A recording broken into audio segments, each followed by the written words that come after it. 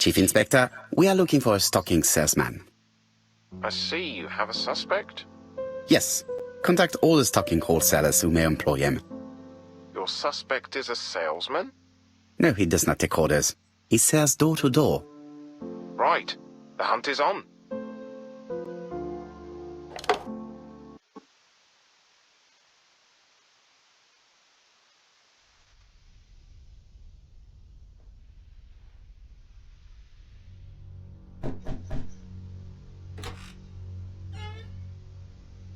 Are you leaving, Mr. Cust? Yes, I'm going to Cheltenham. You shouldn't travel today. You don't look very well. I have to. I have engagements. I must respect them.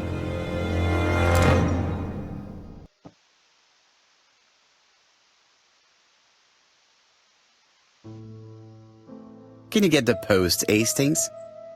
And why don't you go and get it yourself?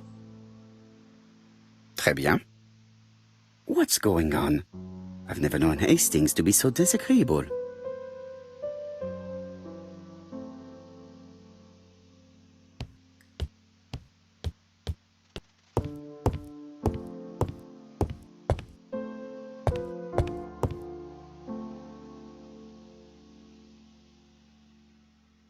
Poor Mr. Poirot.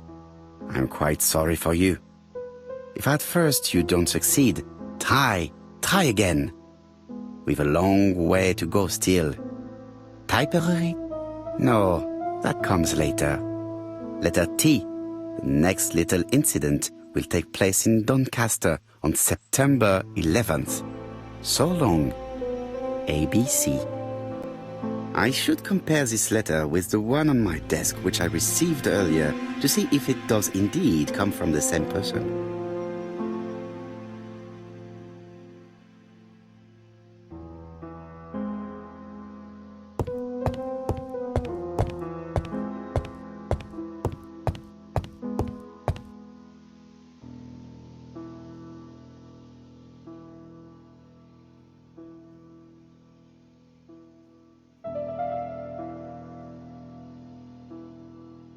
Let us examine this more closely. Certain characters in the two letters may have similar defects. Yes, this I is weird. Yes, the I characters in the two letters do indeed have the same defects. I have to find some other similar defects to confirm my theory.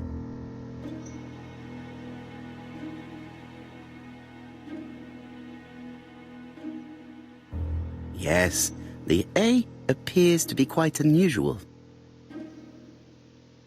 That's right. The A characters in the two letters do indeed have the same defects. I have to find some other similar defects to confirm my theory.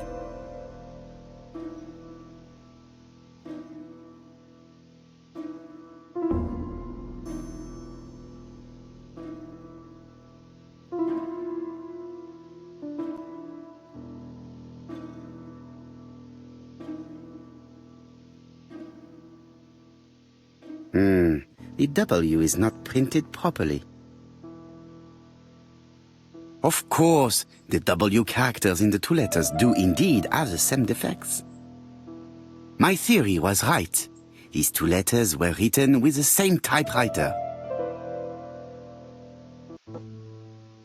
Hastings, he strikes tomorrow.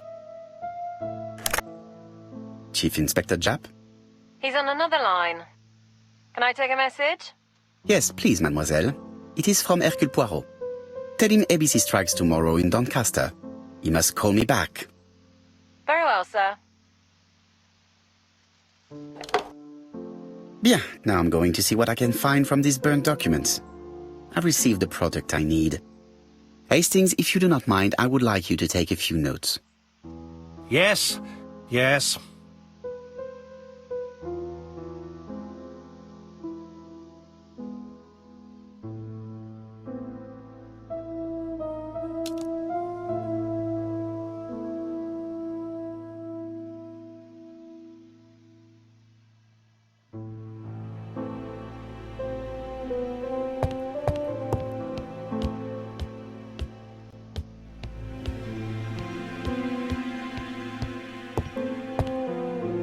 So, how are you getting on?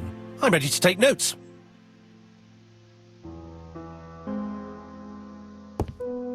Now, down to work. All of this needs putting in order a little.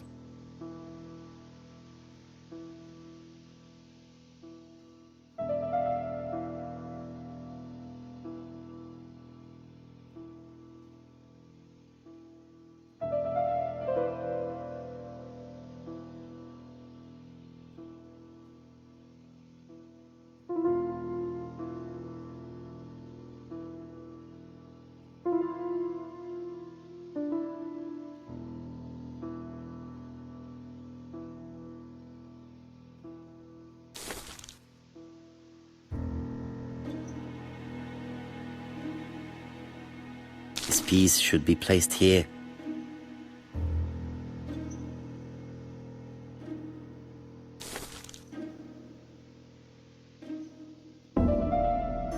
This page is child's play. This page is finished. That's done. 3 more to go.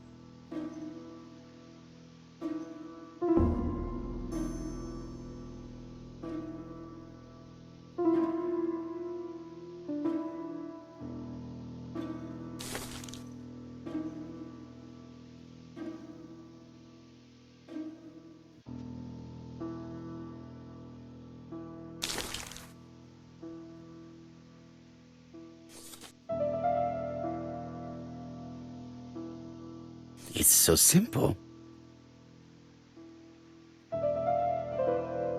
This page is finished. And that's 2 done. It's easier than I thought.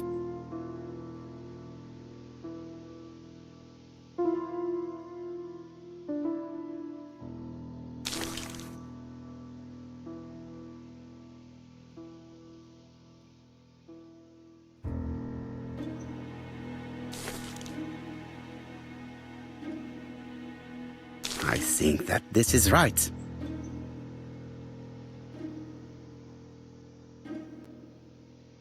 This piece should be placed here. This page is finished. Only 1 more. Keep going.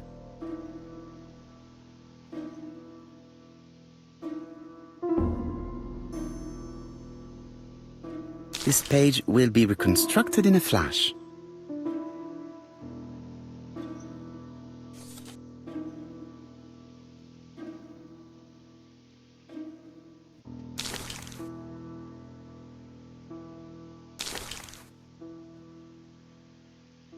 This page is finished. All the pages are reconstructed.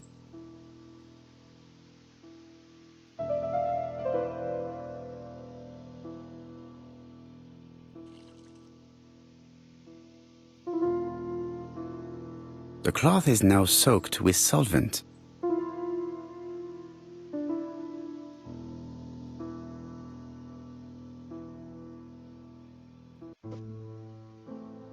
Got it! Make a note, Hastings, make a note. Mrs. Alice Asher, shop owner in Andover. Tracheitis, hemoptysis, prescribed laudanum. I got it. Look. Poirot, where on earth did you find these files? On a fire at the bottom of the garden at Campside. All right, but where did the person who burned them find them?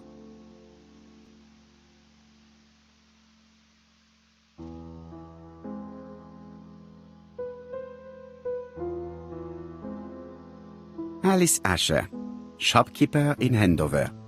Tracheitis, hemoptysis, chronic cough with loss of blood. Prescribed laudanum-based cough medicine. Betty Barnard, waitress in Bexhill. Chronic bronchitis causing dysphonia.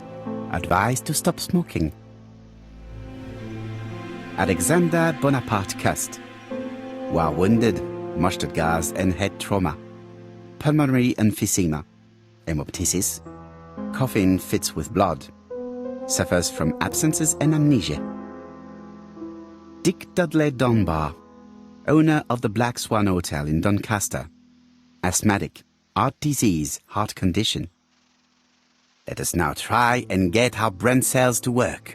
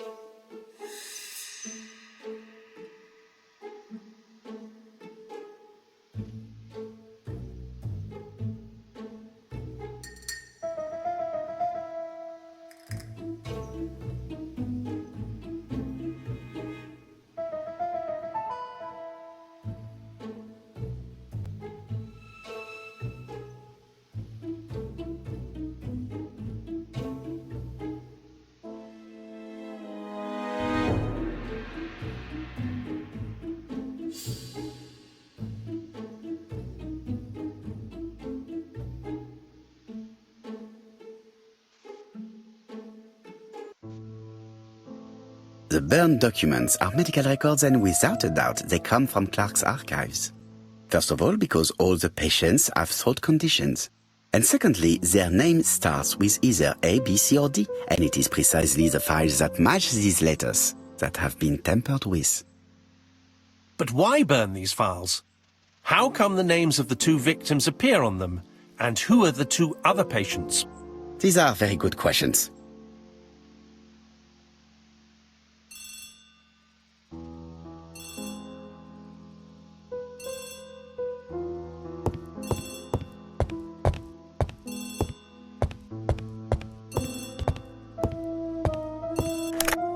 Hello, Poirot?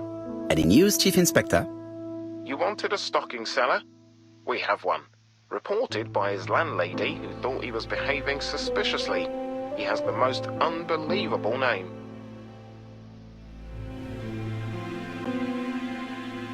Alexander Bonaparte Cust. Yes, Alexander Bonaparte Cust? How did you guess? Poirot, you have magical powers. It's a serious lead. I called Doncaster.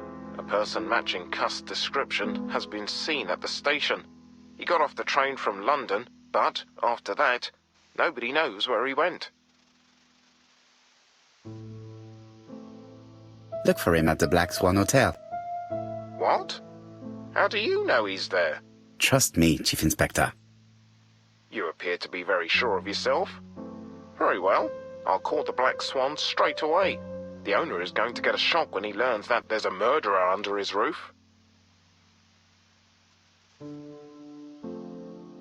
Do your best, chap. You can count on me. Hastings, everything is at stake. With a little luck, our main suspect will soon be under lock and key.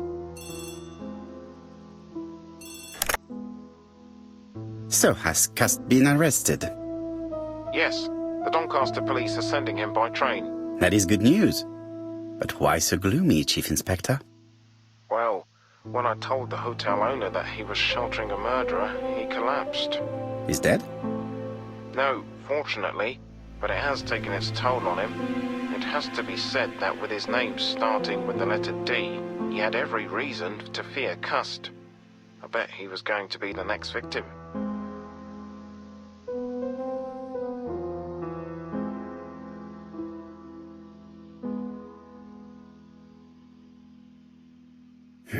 Chief Inspector, I believe that I share responsibility for this incident. What do you mean? I saw Mr. Dunbar's medical records. His heart was weak. I should have warned you. It's very honest of you to tell me that, Poirot. I appreciate your gesture. Please keep me informed of his progress. You can count on me. I'll do what's needed. I will visit him at his bedside when the killer is caught. That's typical of you, Poirot. We should focus on the next part of the investigation in order to avoid other incidents. While we're waiting to question Cust, we could search his room in London. Where does he live? The Marbury Guest House? I'll see you there. Yes, but start without me. First of all, I have to sort out a few details for Cust's transfer. I understand. À bientôt. Hastings, we are making good progress. Please go and search the room of our number one suspect. With pleasure. I did have a dentist appointment, but I'll cancel. The dentist. So that is why you are so nervous and bad-tempered. A visit to the dentist is never an enjoyable prospect. But an unavoidable one. Go to your appointment, Hastings. I will manage on my own.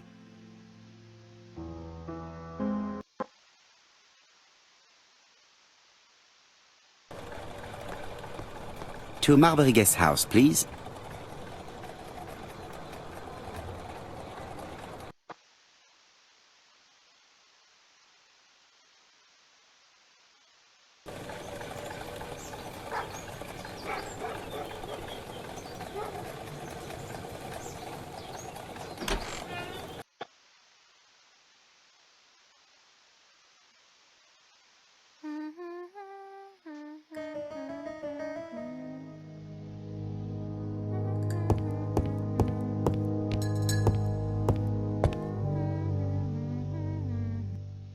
How do you do? You must be Mr. Hercule Poirot. Chief Inspector Japp told me that you might be coming.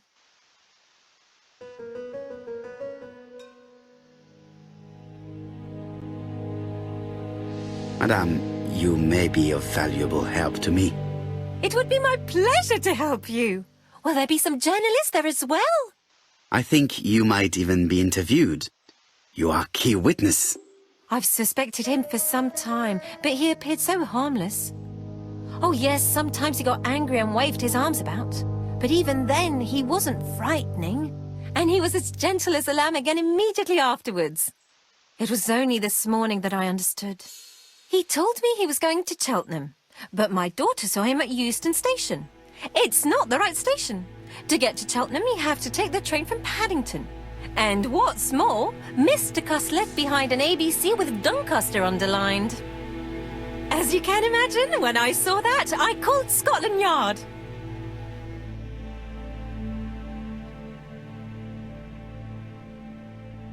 One moment, please. How did you know that Cuss had underlined Doncaster in his railway guide? I went and had a look in his room. I see. Do you make a habit of searching through your lodger's belongings? Well, what are you going to do later? I bet you're going to poke around his room too. Tell me, did you have any other reason to suspect Mr. Cuss? He's rather queer. He talks to himself. He has a bad cough. Because of the war, he says. And then he was in Churston when that millionaire got murdered. I found his train ticket when I washed his coat. He didn't want me to wash his shirt. He washed it himself. But I did see big brown stains on it.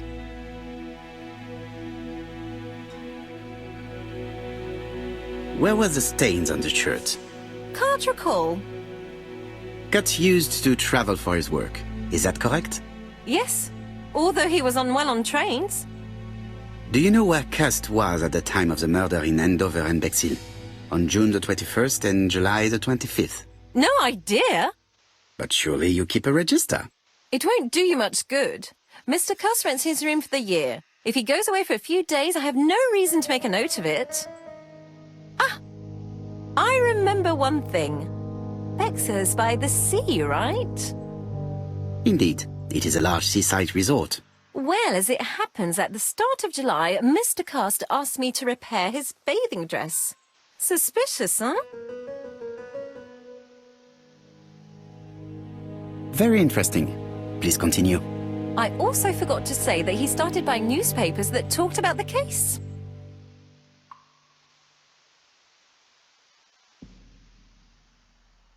When did he start buying the newspapers? Let's see. I think it was just after the millionaire's murder in Churston. He didn't seem all that interested before that. That will be all for now. I'm going to take a look at his room. Take the key on the counter.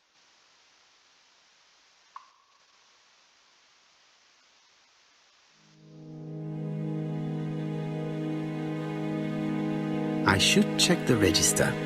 Mrs. Marbury may have been hiding something from me. I don't think my register will help you. Mr. Cuss rents his room all year. If he goes away for a few days, I have no reason to make a note of it.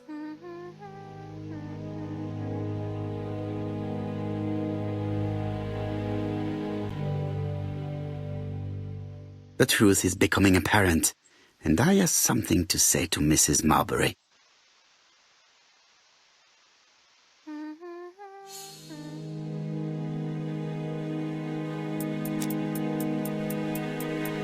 This woman appears to be in bad mood.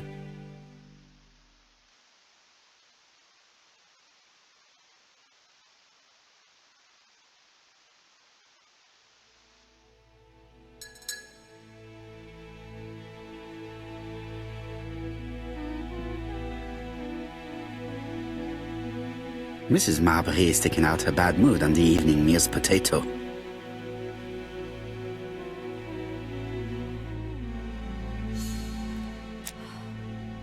Mrs. Marbury, if I am to believe the register, you rented room 306 to a certain Mr. Fishman on the day of the Bexhill murder?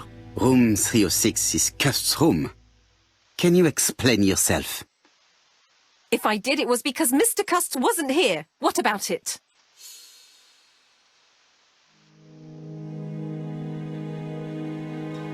It doesn't matter, provided that you remember to change the sheets. Of course I changed them. I keep a nice clean establishment, I'll have you know.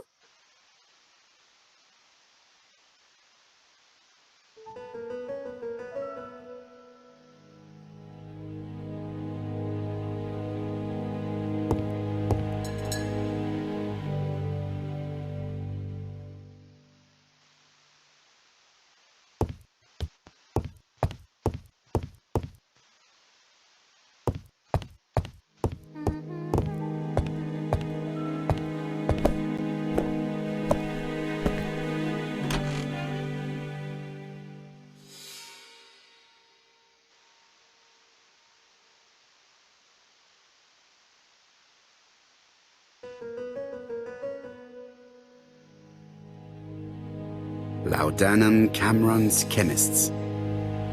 Laudanum, a medicine for coughs. It is what Dr. Clark prescribed for Mrs. Asher. This subject would probably be useful to me.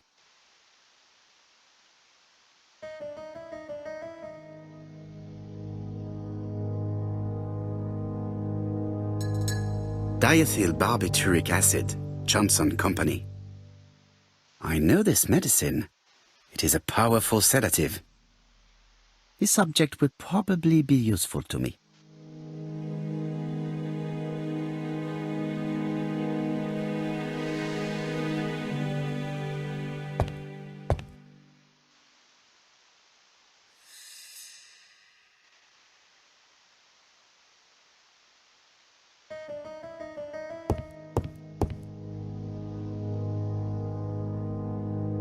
ABC guys, enough to sign about a dozen murders. It's closed. ABC guys.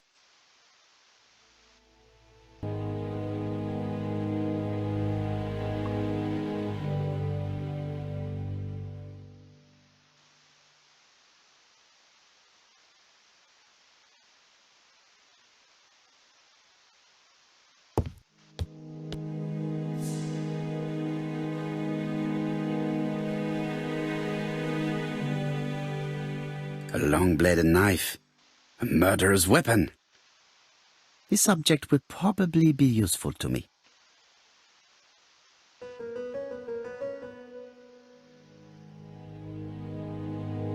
John Milligan, Managing Director, Silky Legs, Frederick Street, Leicester.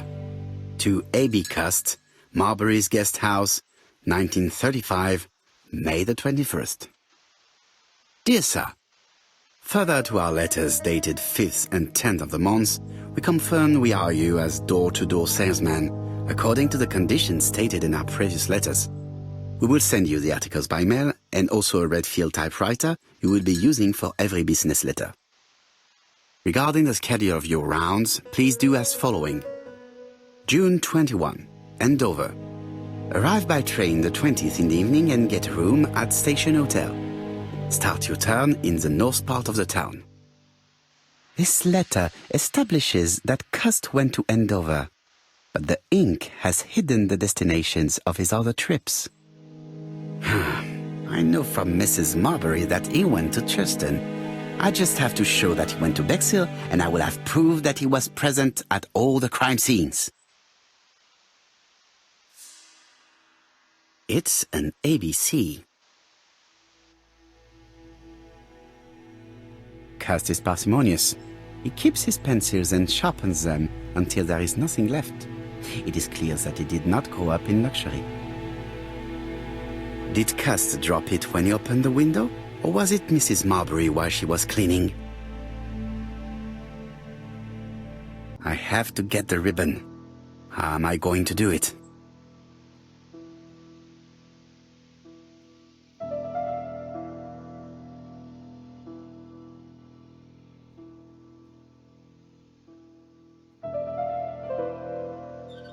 The left-hand heel has been removed.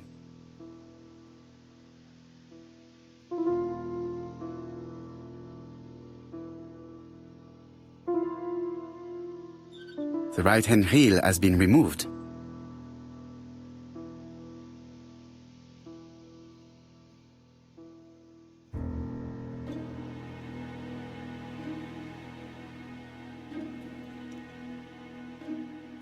And here is the ribbon. Let us see if it was indeed used to write the letters sent by ABC. I only need the ink ribbon for my inquiry. I will let Jack clean the keyboard if he wishes. All the letters announcing the murders were written on Cust's typewriter.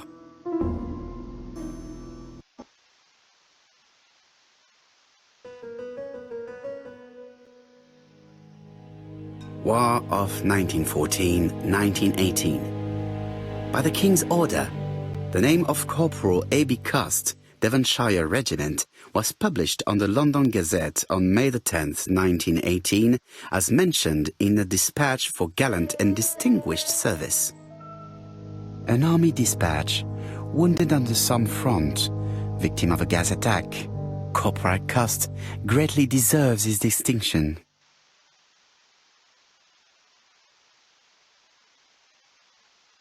How hopeful. This place is a real mess.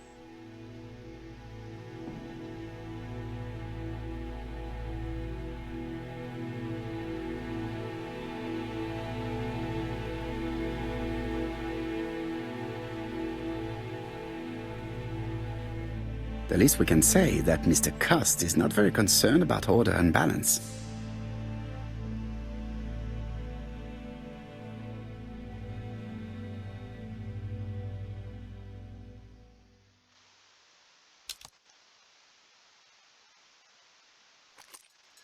This knife is very useful.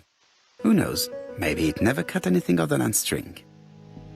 Stockings.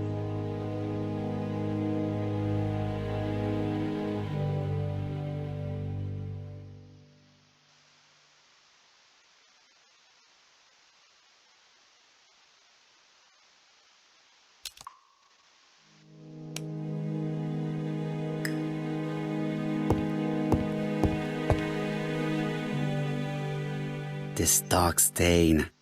It could be blood, but goodness knows how long it has been there.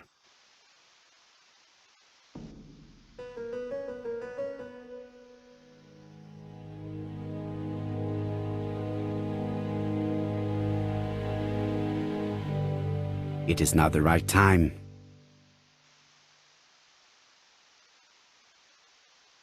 All the main articles referring to the ABC case are here, from the Churston murder onwards. Nothing before that date.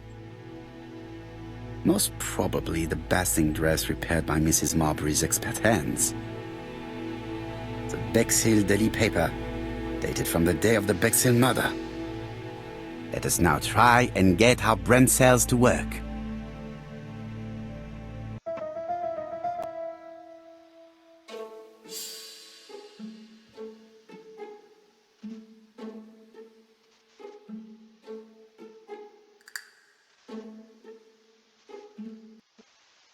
The register shows that Cust did not sleep at the guest house on the day of the murder. Where was he? Bexhill. The Bexhill paper reveals it. Cust bought this newspaper in Bexhill on July the 25th. No use continuing the inspection of this room. I've seen all there is to see. Trousers, white shirts. Everything has been washed very well.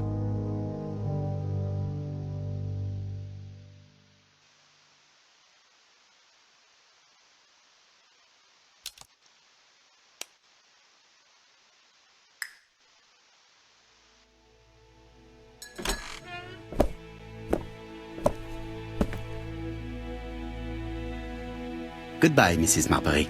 Thank you for your help. I look forward to seeing you again, Mr. Poirot. Ah, Chief Inspector. I was about to leave.